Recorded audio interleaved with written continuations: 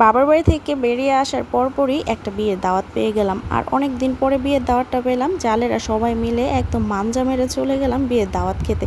তাও আবার নিজেদের দোকানের সেম সেম কাপড়ের ড্রেস পরে সবাই টুইনিং করে সবাই মিলে একসাথে কোথাও যাওয়ার কিন্তু মজাই আলাদা। সেই রোজার ঈদের ড্রেসটা আজকে পরার সুযোগ হলো। আর এই যে সব সুন্দরীরা মিলে রেডি হয়েছি, অথচ বৃষ্টি সব কিছু মাটি করে ফেলেছে।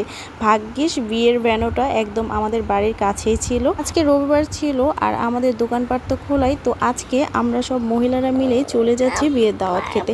আমাদের জামাইরা আর কি পরে যাবে, আমরা সবার আগে যাচ্ছিলাম। রোজার ঈদে এই কাপড়টা নিয়েছিলাম, কিন্তু তখন যেহেতু গাউন বানিয়েছিলাম এটা আর বানানো হয়নি। তো এবার কোরবানি ঈদে এটা বানিয়েছি, আর এই তো পরার সুযোগও হয়ে গেল। আর আমার জালেরা কিন্তু তারা রোজার ঈদেই বানিয়েছিল ড্রেসগুলো। তো এখানে সবাই মিলে আমরা রেডি টেডি হয়ে চলে যাচ্ছিলাম। আর আমরা যখন বের হয়েছি তখনই দেখি এত পরিমাণে বৃষ্টি, আমরা বৃষ্টির জন্য কোনো রিক্সাও খুঁজে পাচ্ছিলাম না। এই যে এটা হচ্ছে আমাদের দোকানের এখানে সব জালেরা দাঁড়িয়েছিলাম, মানে আমরা এখানে 3 জাল ছিলাম। আর আমাদের মেজো যা আর ছোট যা ওরা আগেই চলে গিয়েছে। আর এই যে এখন আমি সুমা ভাবি আমরা এক রিক্সায় উঠেছি। এত পরিমাণে বৃষ্টি ছিল, রিক্সাওয়ালাটারও কিন্তু অনেক কষ্ট হচ্ছিল, কারণ বৃষ্টিতে উনি ভিজেই গিয়েছিল।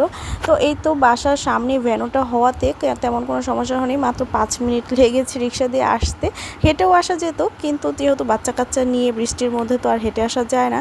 তো এই যে আমরা সবাই মিলে উঠছি। এটা 5 তলায় ছিল আর লিফটে যায়নি, যেহেতু বাচ্চারা ভয় পায় লিফটে, সেজন্য হেঁটে হেঁটে উপরে এসেছি। আর এই যে বিয়ের ভ্যানুটা খুব সুন্দর করে ডেকোরেশন করা ছিল।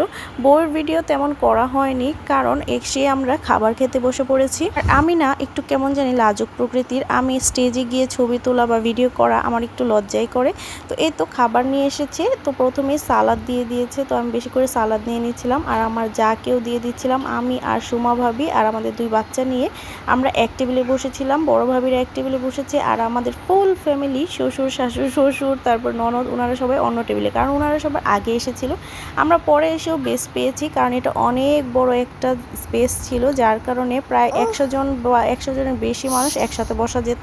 তো এই তো আমার জাল একদম এতগুলো মাংস দিয়ে আমাকে দিয়ে দিয়েছে। তারপর এখানে চলে এসেছে চিকেন ফ্রাই, সাথে কিন্তু টিকিয়াও ছিল। আমি 2টা টিকিয়া নিয়েছি, কারণ বিয়েবাড়ির টিকিয়ার স্বাদ কিন্তু অতুলনীয় হয়ে থাকে।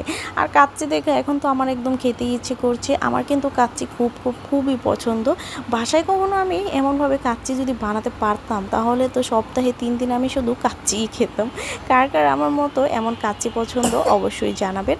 তো এই তো প্রথম খেয়ে নিচ্ছি। আর এদিকে আলু বোখারার চাটনি দিয়েছিল, তো চাটনি ছাড়া তো কাচ্চি জমেই না, তো চাটনিও নিয়ে নিলাম অল্প। আর সাথে আমার ছেলেকে একটা ফ্রাই দিয়েছিলাম, ও এটা নিয়ে দুষ্টামি করছিল, ও কিচ্ছু খেতে চায় না। কোনো বিয়ে শাদিতে গেলে